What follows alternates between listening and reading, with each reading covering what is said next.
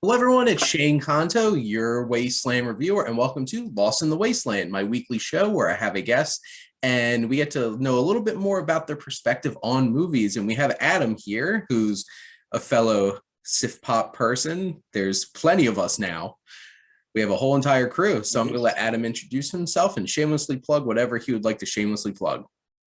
Hi everyone. As Shane said, my name is Adam. I don't do much to plug, to be honest. I'm Curb Rider on all the socials, Instagram, Letterboxd mainly is probably what you'd want to follow me on if you're watching this video, and Twitter as well, which it's either film or Formula One that you'll see me post about if you want to tap into that. But yeah, that's all from me. It's fun seeing everybody on, because I've only recently started spending a lot more time on Twitter. And it's fun seeing all the movie people and then the other things that they post about on Twitter. It's just half of Aaron's things are about movies and half of them about hockey. So it's just about baseball. Yep, and I think Rob. Yep, Robert posted a lot about his Red Sox, and I'm also a baseball fan, so I've talked to him at length about baseball. So there you go. But it's nice to have you on, Adam. And I'm going to start with everybody's favorite or least favorite question. What's your favorite film? Not my least favorite question, but it is a tough one because it changes often, I think. It is a mood thing, but depends when you ask me. But for the last couple of years, it's 12 Monkeys is probably my favorite movie. I've seen it countless times, but I know I actually saw it in the cinema when it came out in '96, I believe. And on my very fifth watch of it is when I thought I finally understood it. I'd always loved it. And Terry Gilliam I'm a big fan of his anyway. But I remember on the very fifth watch, I thought, now I've got it. And then every watch ever since, it just gets better and better. And I've always been a fan of time travel because, Back to the Future, being an 80s kid. And as far as time travel goes, it really is hard to fault. It's hard to find any holes in it. There might be. I'm sure there's some internet nerds out there that have found some, but I struggle, and it's great performances as well. Brad Pitt was, just starting out, and it was very good. Yeah, I am a huge fan of Terry Gilliam. So, and 12 Monkeys is sitting somewhere up there. And I've watched that film so many times at this point. And you're right, it's such a fascinating time travel story. It's back when Bruce Willis was still trying. He cared, doing really well.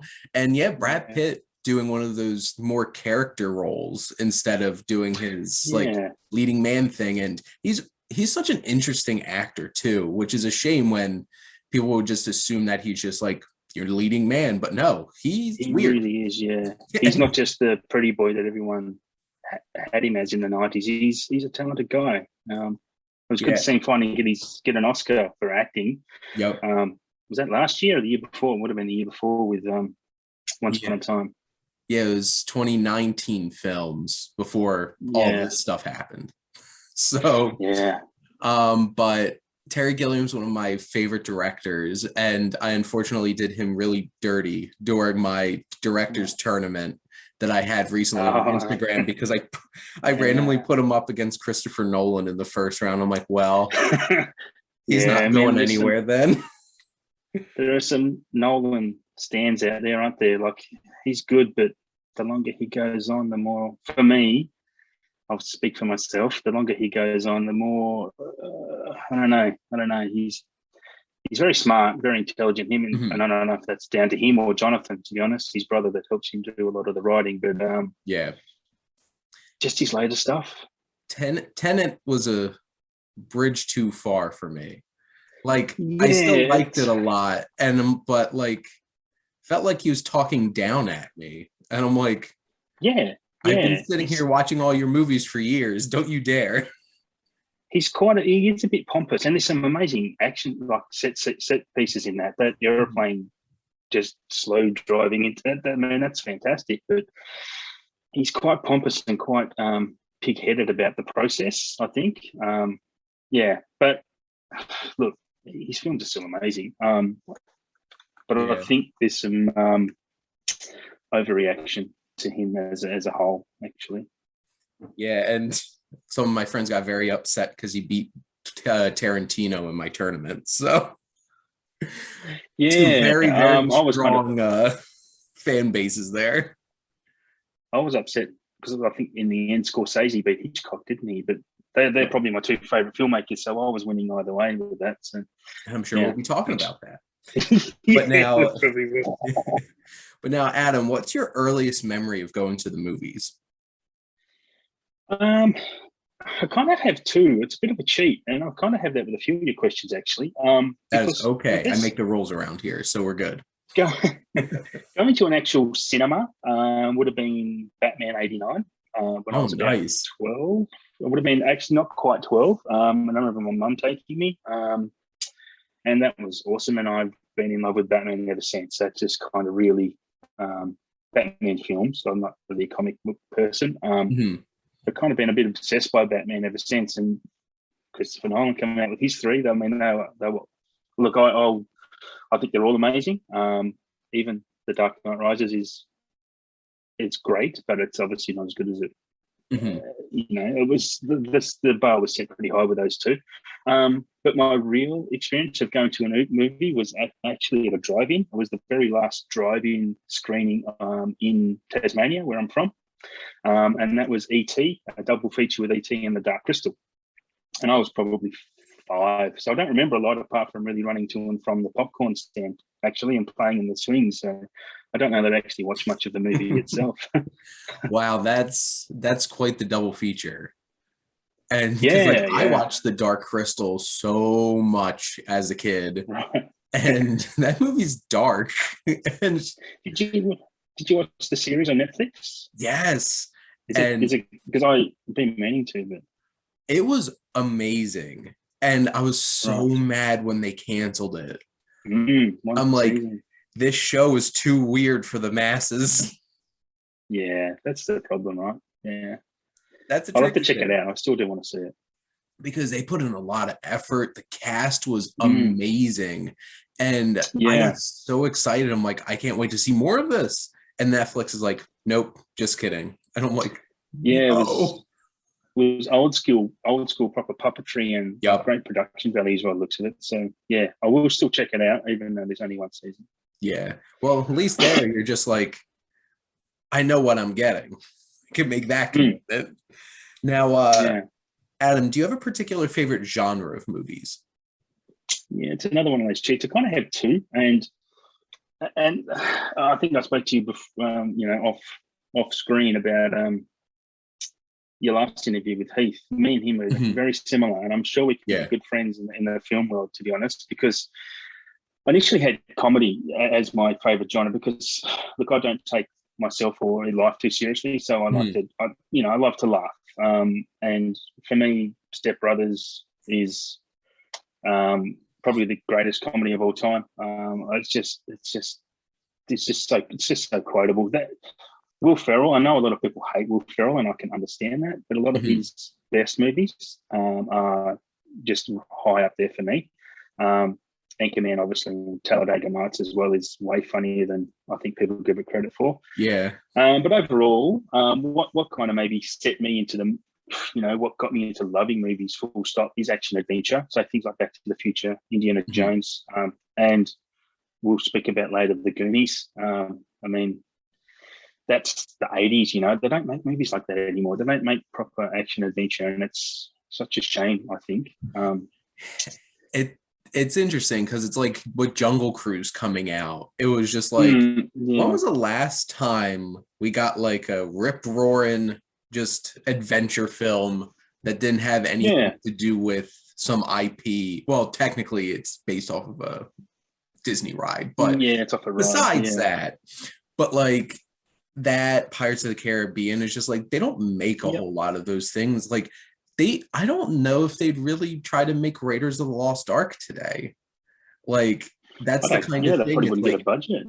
We don't really see that much. It's really just comic book movies.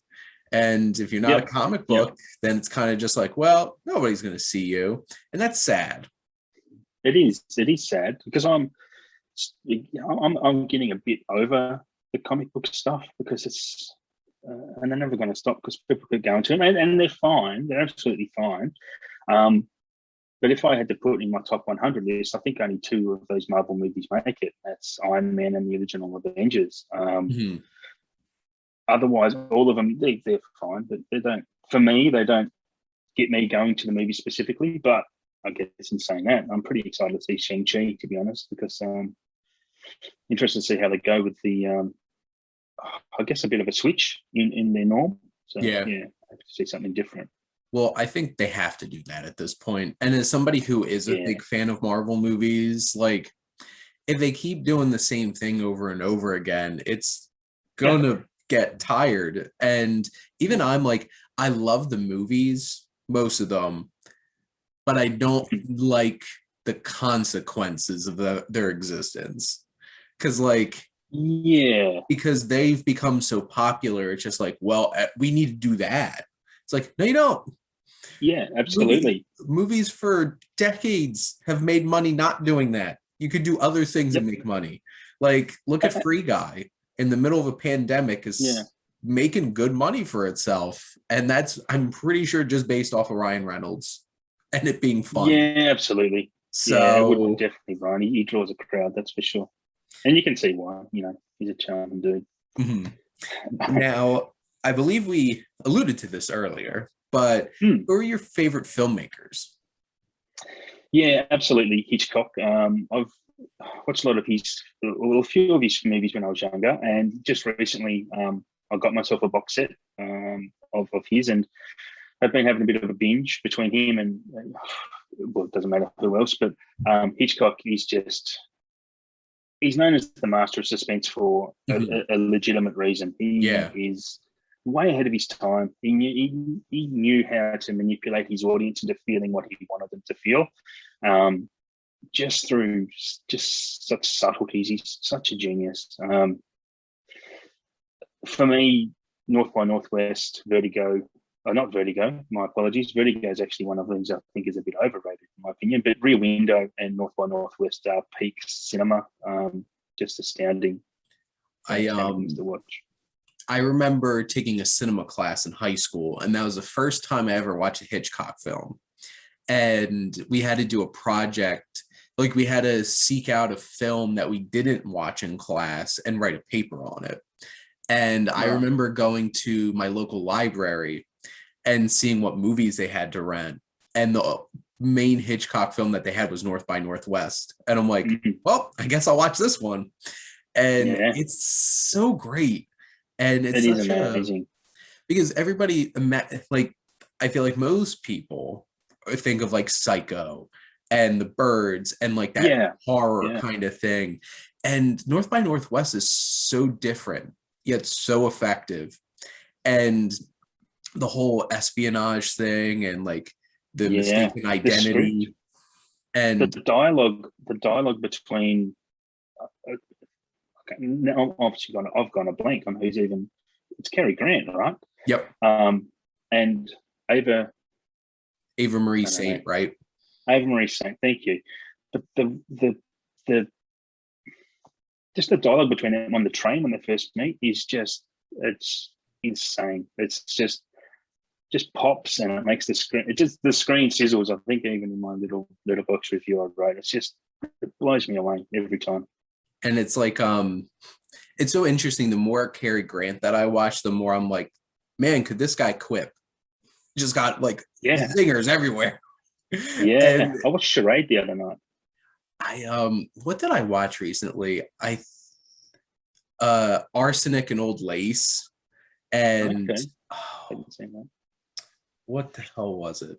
It was he's a journalist in it. I'm trying to remember the name of the film, but he has so much charisma and he's such a firecracker with just throwing those lines out and those zingers. And it's like, and it's interesting seeing him a little bit more mature and bringing that same kind of feel to a Hitchcock film. And yeah, because like a lot, and it's like when you think of Hitchcock, it's either his leading ladies or Jimmy Stewart. So, and you're right. Yeah. Seeing Cary Grant in that was pretty cool, and it left a mark on me. Still remember it and still love it ever since I watched it for the first time in high school. So, yeah, superb. Now, speaking of actors and actresses, so who are some of your favorites? So I'm glad you said some of, because I've got a list. There you go. My initial thought is always Matt Damon. Like I love Matt Damon because and not just because of his acting ability, which he's very good in the right role. He's amazing, to be honest, but it can be a little bit Matt Damon, I guess, now. Like I don't know if he's become a meme of himself, and he's still great. But I like him really. He picks really interesting projects, and as I guess from what I've seen of him as an individual, there's no ego about him. He's just a pretty straight, down to earth, great sense of humor type of person. It's funny because Matt Damon was ruined for me for a while because of Team America: World Police. Matt Damon. He still talks about that in interviews. Actually, he doesn't like it. He does. But he's had some great work recently. I loved him in Ford v Ferrari. He really made Stillwater what it was. I have not seen Stillwater. I'm hearing mixed, so it's not high on my list at the moment. I need to see The Green Knight and some others and that, which actually brings me to probably my next two climbers who are really challenging Matt Damon's.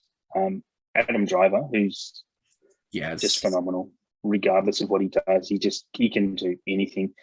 And the way he looks, he looks like an actor who should be typecast, right? Like he's a very distinct look. But oh my God, he's so versatile. There's nothing he can't do. And I'm really itching to see him. I'm hearing amazing things. It's an experience, and he kills it.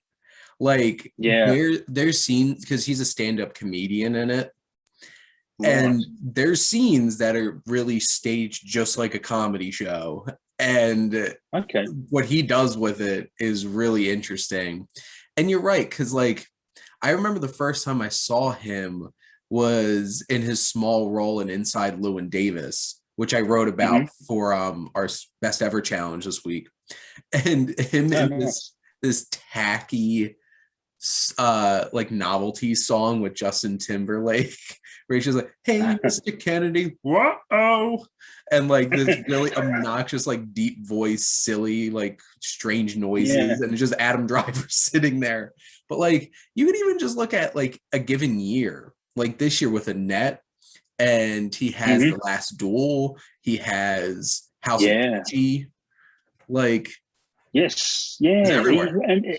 I look for whatever he's got coming out, I'm really keen to see for sure. And when you say the first thing, I've not seen Inside Llewyn Davis. That's a list of shame for me because I'm a huge Coen Brothers fan. The first thing I saw him in was The Force Awakens, honestly. And then I kind of got the binge after that, and I really fell in love with him properly. I think a year or two ago he did The Report, which is on Amazon. He was great in that, and he did The Dead Don't Die, which I love. I'm into that cult. I know that's a cult movie, and I'm into that cult front of the line. It's just ridiculously. It's just ridiculous. I love him and Bill Murray. So great. Yeah. It's just so meta and stupid and just fantastic. And there was another movie he was in that's Marriage Story, obviously. Right? Just a hit maker, honestly. But Jake Gyllenhaal is also in the mix there for me because, again, the projects, he's not scared to choose something mental. He's so versatile and he can do a lot of different things. And if you want to see one of the funniest things of all time that's ever been put on screen is him in the Sack Lunch Bunch. That's a John Mulaney special on Netflix. Have you seen that? I have not. Jake comes in for a skit and he just sings this song, and if you're not rolling on the floor, then something's wrong with you, I think, because it's just the best thing. Oh, Jake Gyllenhaal. And this is so funny because you know what I remember? I remember Bubble Boy. I remember Jake Gyllenhaal and Bubble Boy. But like, that was a while ago. as someone who was as a kid who watched Bubble Boy, and I'm like, but Bubble Boy is now like one of the greatest actors in the world. It's Yeah, like yeah. anything you put him in, he just nails it. Yeah, he And does. Yeah. I Or at least reaches for those features though. Like he really takes a swing. yeah, That Velvet Buzzsaw, and Okja, even in Okja, like he's swinging for the fences. he's doing two of his strangest performances, and especially Yeah, yeah. Okja, that mustache, that outfit, just like The voice, like, everything about it. And yeah. and then you have Nightcrawler, which still Mm, snub. Like, yeah, how did they? yeah. Well, it was too. Well, that's the thing. Like, you think it's like it's too dark for the Academy, yet they gave Best Actor to Hannibal Lecter, and it's just like, Yeah. I don't know, The but Oscars is a weird thing. Like he's the new Leo, right? Everyone's going to be campaigning for him to get his Oscar, like they did yep. for Leo, because he deserves one. Hmm. Yeah, it's he's an interesting character. I guess for actresses though, because I probably should put in some actresses because Hmm. you know, as we should. Charlize, always been a huge fan of her. She's almost similar to Matt Damon in that respect. Is that no Hmm. ego about her? She's just very talented. Absolutely. Just obviously seems like a very nice person as well. But for acting ability, I think Amy Adams is peak. She's hard to fault no matter what she does, you know. And where's Yeah, her Oscar? yeah, well, yeah. How many times has she been nominated? Quite a few, right? Like Like she's been in there 6 or in the mix a lot. 7 or something like that. Yeah, yeah. And Well, she's due, right? it's it's really and like I feel bad because like what did she have recently was like The Woman in the Window, and it's like you could tell Yeah. she was giving it her all, but that movie was a I've, hot I've mess. steered away. I've steered away because for that exact same that response, like everyone just says it's a mess. So, Oh, the last 15 minutes of it was going for trying to be peak Hitchcock and just went off the right, rails. And I'm just like, right. what is going on here? And like, I think that what she has coming up next is Dear Evan Hansen, which has both her and Julianne Moore in it. I'm like, wait a minute. Oh wow, wow. It's like the internet's going to get confused. Well, if they put in Isla Fisher, then it'd be worse, right? If she's in it, then they're going to like, their minds are going to blow up. Like, they're not going to be able to handle it. But Amy Adams is like, she gets a lot of recognition, but like she's never gotten that like big recognition at this point, and she deserves it. Absolutely. I think a lot of people thought Arrival was going to be that, but alas, that didn't happen. But yeah, that's a hard one to understand, that movie, right? Yeah. Now, Adam, what's a film that you feel like you could watch like literally every day?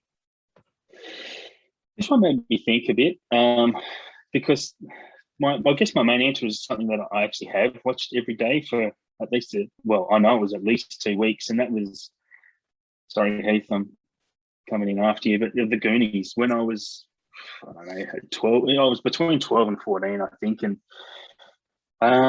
for some reason I had like a VHS of it, and every night I popped it in and I watched it front to back, eyes glued to the screen, 2 weeks in a row. And I know I'd seen it multiple times before that as well, but I don't think I've never been able to do that with any other movie. But whether I'd want to do that again, watch that movie every day, I don't know that I could. So I think my answer right now, and probably the most fun I've had watching a movie the last few years, is The Nice Guys.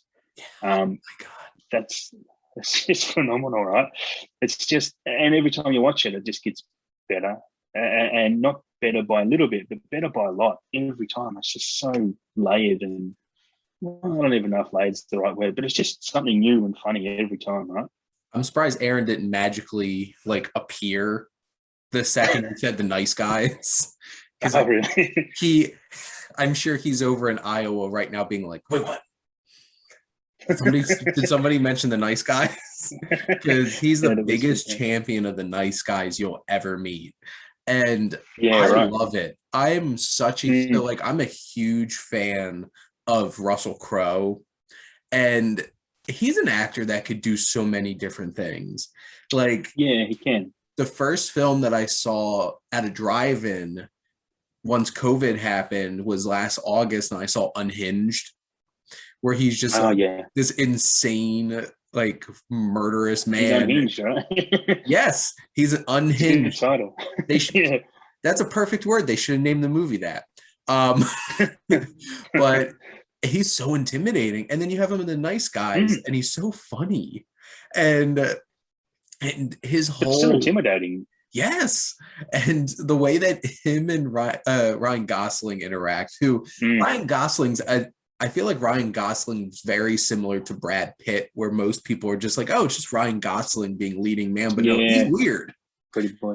And when he acts outside of that leading man box, he's so fantastic. He's awesome. He's got great comic timing as well. He's so funny in that movie. Comedies don't get the recognition they should in award season, and Ryan Gosling should have gotten some recognition for The Nice Guys. He's perfect in that. It's hard to find a better performance, and that's one of the reasons I keep coming back to it.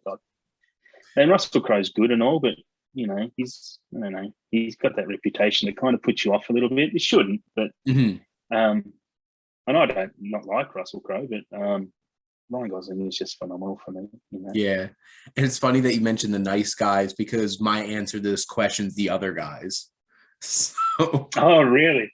Wow. I could watch that movie any day and just pop it in. It is basically anything that Will Ferrell and Adam McKay do together is gold. Yeah. And I miss their collaborations, because I think Will Ferrell could use it right now. That's a shame, right? Adam McKay's going for his Oscar now, I think. So he's kind of he got a bit serious.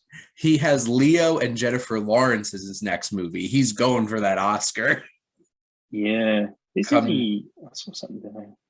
It's Don't Look Back or Don't Look Up or something like that. That's coming out on Netflix at the end of this year. There's a lot more people in that too, isn't there? That's a really massive cast, right? Yeah. I think he went a little too far with Vice, but I'm a huge fan of The Big Short. Like, I love The Big Short. That's insane. That's a great movie. Mm-hmm. That was actually the first film that I ever wrote a review on, and I hosted it on the Wasteland Reviewer Facebook page that I created originally. And then that was like January, and then by July, August, I'm like, I'd rather make videos. And then the rest is history. Yeah. So now you're doing awesome, actually, doing that. Now, Adam, what's a film that you feel like you connect with because it relates to another interest of yours? It's an easy one for me, because there aren't many movies. Well, there aren't probably a handful of movies that are made, and I'm a Formula One fanatic. One of the reasons I wake up every day. So Rush is the big Hollywood movie and Rush is very good. But knowing Formula One, and it is a bit historically inaccurate, especially when just some of the things that happen in the movie, but still very good. Like, I think with that, Daniel Bruhl got a lot of the attention for acting, but Chris Hemsworth was really underrated in that because he plays like a rich little British boy racing cars, but when you see how James Hunt really was as a person, Chris Hemsworth just nails it. Like, he just personifies him so well, and there was probably no one else on the planet who could have done that role other than him. After you see it, but very good movie. Ron Howard, one of his hit and misses. Yeah, that Rush is one of my favorites of his, and I recently rewatched that a couple months ago. And Daniel Bruhl obviously is a really talented actor and gets a lot of attention for that. I feel like Chris Hemsworth gets your Thor. And things like Black Hat and In the Heart of the Sea, they didn't really hit that I'm not just Thor kind of thing. So a lot of people just see him that way. But I feel like if they watched Rush, there's a lot of talent there. Absolutely. And there is. I think a lot more people are giving like at least so like I thought he was fun as Thor and in Thor. I thought he was fun as Thor in the Avengers. I thought he was one of the least interesting parts of Thor: The Dark World, except the Dark Elves, because they were just like, why are you even in this movie? But movie's so bad. I honestly don't remember a second of it. I really don't remember a thing about it. Basically, Tom Hiddleston's the only thing that really brings a spark to the screen. Yeah. And then you have when Ragnarok came out and he worked with Taika Waititi, I'm just like, my God, Chris Hemsworth has so much personality.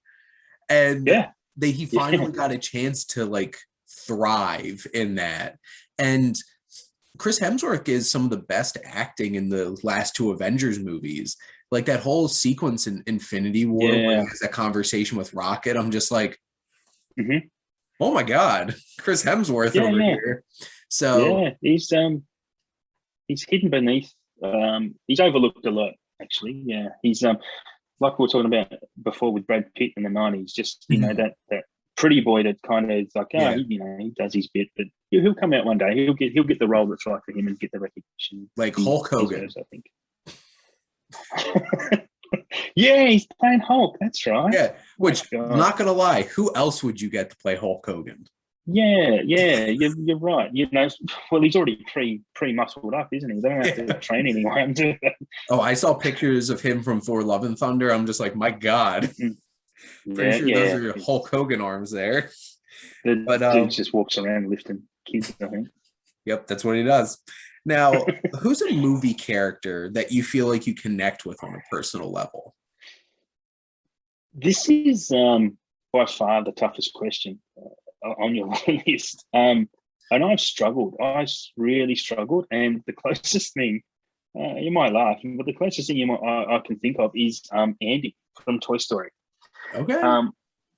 Because I guess for me as a kid, I don't know, just come into, I know you're not a therapist, but as a kid, like I played by myself a lot. I had two older brothers who were quite a bit older than me. So I was, not an only child, but effectively when it came to playtime. And in Toy Story 3 in particular, I just break down every time he gives those toys away because of the cathartic nature of him giving up his, he's not giving up his toys, he's giving up his childhood and he has to grow up. Yeah. And I've never liked the idea of being an adult, like I tell my, I have a couple of kids and I tell them, don't be kids, like don't wish to grow up because it's not worth it.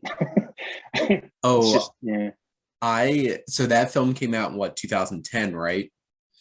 I graduated high school then. And watching that movie and just being like, oh no.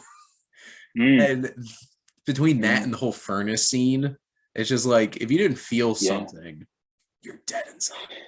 Yeah, absolutely. And don't they make those Toy Story, those scenes, a couple of in Toy Story 3 and 4, especially 4 in that antique store, don't you just want Pixar to make a horror movie? Because how great would an animated horror movie be from Pixar? Like a proper horror. Oh, those dummies, they could do a Goosebumps movie. Yeah, and I want that so bad. Those dummies, though, just the way they moved and just like, nope, no thank you, goodbye. I can imagine the Sift father seeing a Pixar horror movie. My God, that would be the best. It'd conflict him, I think. they could make one of those like kid, like honestly, I could see them doing like a Goosebumps thing. Yeah. Where it's just like, it's not like full blown like adult horror movie, but like they could do that. And I think it would work. Yeah. They could do either or. Now, Adam, what's a film that you love that you think would surprise people? I've got a couple here because I'm not, one of them's a doozy. One of them maybe not so surprising because I'm not a musical fan and not a big fan of rom-coms either. So, but I am deeply in love with La La Land. I think it's astonishing. I do have a very good friend who may watch this, and I don't know if he watch it this far or not, but he is the probably the biggest La La Land stan on the planet, and I thought I was the only one who loved it until I met him. So that's one surprise for me, because it's just, I don't know, it's just so perfect. Your friend's gonna have to compete with Scott Mans. Okay. I don't know if I've ever seen anybody love La La Land the way that Scott Mans loves La La Land. But like, that was, I think, my number 3 film of that year. I remember seeing that and just being like, wow. And I am a fan of musicals. And I was really impressed by that movie. Yeah, Emma Stone she deserved everything she got for that. She's phenomenal. But the biggest surprise is, it would definitely have to be a surprise for most people, is Mean Girls. Mean Girls is I love Mean Girls. I'm not even going to say guilty pleasure, because I don't necessarily believe in guilty pleasures when it comes to art, because you like what you like. But Mean Girls it's great. And I watched that when I was a bit younger, and and Lindsay Lohan. I'll die on a hill saying Lindsay Lohan could have been one of the greatest actresses of all time, because she was so talented. She really was. And even reading reviews with Rachel McAdam, as she talked about on set, how great Lindsay was as an actress. But that script is so tight. Tina Fey wrote a gem. And who's the other teacher? I always forget his name. He was on SNL as well. Tim Meadows. Tim Meadows? Yeah, he's so I'm going to keep you here all night. We can only keep them to 3 o'clock. It's like, I'm going to keep you here until 3 o'clock. That's good. Tim Meadows is great. Like, he's popped up a few times in Brooklyn Nine-Nine as the cannibal, which is hilarious. And then him in Pop Star, Never Stop, Never Stopping. He's great too. And like, Tina Fey's great. Lindsay Lohan, Rachel McAdams, Lizzie Kaplan. It's like, and Amanda Seyfried as well. Like, that was like one of her breakouts, and it's just like it's like, I'm like 90% sure it's raining right now, and just like 90%. If I had it, like, honestly, I've drove up to a friend or a colleague and yelled out, "Get in, loser, we're going shopping," so many times. Yeah, right. That's awesome. That's good to know someone else's. Another mile anyway. Mean Girls is hilarious. And awesome. If you're one of those kinds of people where you're just like, Mean Girls, get over it. Yeah. Watch it. You'll love it. Yep. Absolutely. It's fantastic. Now, my last question for you, Adam, is what do you love most about movies? I guess plain and simple, it's the escapism. And I think that might be the most common answer you'll ever hear. It's my answer. Well, you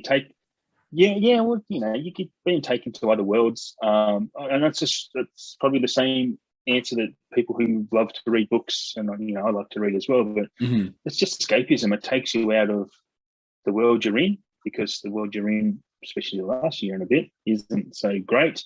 And it's I'm a lazy man, and you don't have to do much watching a movie except keep your eyes open. So it's and honestly, that's I can't put it any more simply than that, to be honest. That is very fair. Also, it's also a learning experience too. If you're watching the right movies, you do get to learn about other people, cultures, other corners of society. It's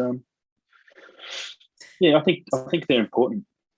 And I appreciate that too, the learning about other people's cultures, because you get to be lost in somebody else's life, their story, their perspective, and that's so cool. And like, you can learn about certain things. Like, obviously, if you have to be mindful of watching a film and thinking, like, don't 100% believe all the historical things in it. Don't go watch Braveheart and think you're going to learn about Scotland. Like, you're not. Do your homework afterwards, don't you? They're all lies. and it's just like, don't watch The Patriot. Something about Mel Gibson. Like, don't watch his movies for historical accuracy. He had a bit of a run there, didn't he? Yeah. He and like, I'm a huge fan. His Passion of the Christ. Very, very violent. Being facetious. Just like, that's not the Stations of the Cross my grandma used to hear when she went to church. Buckets of blood. But, you know, it is what it is. But now I like to wrap up the show by having my guests ask me a question. So, Adam, what would you like to ask the Wasteland Reviewer? Look, I didn't have a plan for this one, but I thought I'd come up with something as we chatted. But and I kind of have, I guess, now. Looking behind you at your shelves, I took 2 weeks leave from work a few months ago, and I spent a lot of that cataloguing my physical media or my media collection, movies. Took me like 3 days to do what I wanted to do. So just looking at your collection behind you, do you know how many movies that you own? So I keep a spreadsheet. So yeah. I literally just got my 1600th one yesterday. Wow. There's one other shelf off to the side here. So I've been collecting for a long time, and I jumped a lot. I hadn't really bought much during COVID. Like, since last March, I hadn't bought a whole lot of movies, but then I'm like, I taught an extra class this summer, and I'm like, Criterion summer sale. Yeah. Have all of my money. Yeah. Extra coin. So I spent a lot of money at Barnes & Noble buying movies online. But like, yeah, I'm trying to think. Some of my first DVDs were Signs. Which is interesting because I joined a mail-in DVD club thing, and the first movie of the month they sent was Signs, and I was 11, and it scared the living hell out of me. And I'm somebody who gets scared really easy. So I've only recently really gotten into watching horror films, and like, I went to go see The Night House this past Friday. Yeah. I was the only one in the theater. Oh, wow. And that made it so much worse. And I was sitting there like, there's parts where I'm just like, we're fine. I've got to admit, I'm not a big horror fan either. No, not at all. I don't understand the need to want to be scared, or like, it's at this point I could appreciate the craft and the storytelling. Because like, still, I hate movies that just use a bunch of cheap jump scares, and very rarely is that effective and done well. Like, outside of like the first 2 Conjuring films scared the living daylights out of me. Haven't seen them. But if you're not into horror, then don't. I like. Sorry, you go. Sorry. The most visceral, uncomfortable reaction I had to watching a horror film was the Babadook. It's an Australian movie, right? Yep. Sitting right back there. I was curled up on my couch in the middle of the day, like 1 o'clock in the afternoon. Like, I can't handle this. And my roommate, Pat, walked out and laughed at me. Actually, let me rephrase that. He cackled at me. Like, it was like a maniacal cackle as he walked into the kitchen looking at me on the couch. I'm like, thanks, Pat. I'll have to check that out, because I've heard good things about the Babadook. Oh, Essie Davis is amazing. And that kid, it was funny because I just watched a new horror film last night and wrote a review about it for Scare Magazine, and it's about like a young girl. I'm like, what is it about creepy kids in horror movies? And that kid, it goes back to the Omen days, right? And Poltergeist. Yep, talked about Damien. Yeah. that was some good child acting there. That little kid looked demonic, like easy. Wow. So, but yeah, so I have 1,600 movies now, and so many of them. And yes, I keep a spreadsheet for a lot of things. So yeah, I put mine on a spreadsheet just to catalog, and I've got just short of 500, I think now, and I think that's a lot. Nice. It is. This is obscene. So yeah. Well, but, I think Chris from CinemaSin said he's got like 3,000 or 4,000. Like that's Do I have enough wall space? It's a good question. Well, yeah, get a whole new room. That's the thing. But yeah, I long before Letterboxd, I used spreadsheets to keep track of ranking movies and stuff like that, and now I do both. So got to cross check. Becoming increasingly aware. A lot of people do that, and look, I've been a movie nut since I was 8-7 years old, and I never even considered cataloging what I watched and what I liked, and I just kind of kept it all up here. And as I got older, up here just filters away. So I wish I had of. I really wish now I had of. There's an app for it. So yeah, exactly. And it's I have a master's in accounting. It's the excessive use of Excel in my life that I'm just like Excel everything. So there you go. I use a bit of Excel with work as well. I love Excel. It's an amazing thing that I keep one for my Formula One actually. Nice. For that. Yeah, I used to keep baseball spreadsheets and keep track of stats. Actually, before I had a computer, I did it all by hand and kept it in a notebook. Got very messy. That's the kind of kid. That's a lot of time. Yeah. I wanted to recommend you, if you like the Babadook. Speaking of Australian horror movies, if you haven't seen, see if you can watch Wolf Creek. Wolf Creek. Adding it to the watch list. Do that. You will very much enjoy Wolf Creek. It's that's a big one. It's got I think at the end of Django Unchained, when Tarantino puts on his Australian accent, and there's a guy in there. He John. His name's John Jarrett. He's like an Australian legend, but he plays the bad guy in Wolf Creek, and he is awesome. Yeah. As long as it's not Tarantino trying to do an Australian accent again, I'm good. No. It's legit. It's legit Australians, and I think some of them are backpackers, and they just get lost along in the outback and there you stumble across this guy. Yeah. Oh, even I was offended watching Django Unchained. Yeah.